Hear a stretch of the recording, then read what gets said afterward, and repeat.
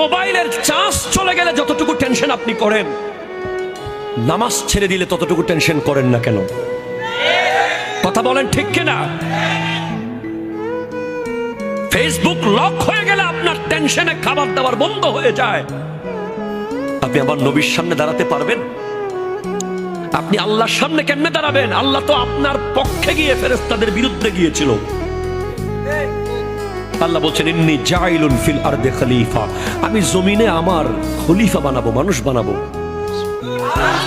ফেরেশতারা বলছে আতাজালু ফিহা মান ইউফসিদু ফিহা ওয়া ইয়াসফিকু দিমা, আপনি কাদেরকে বানাবেন যারা জমিনে গিয়ে মারামারি কাটাকাটি করবে তাদেরকে? আল্লাহ বলছেন না, ইন্নী আ'লামু মা লা তা'লামুন, আমি যা জানি তোমরা তা জানো না।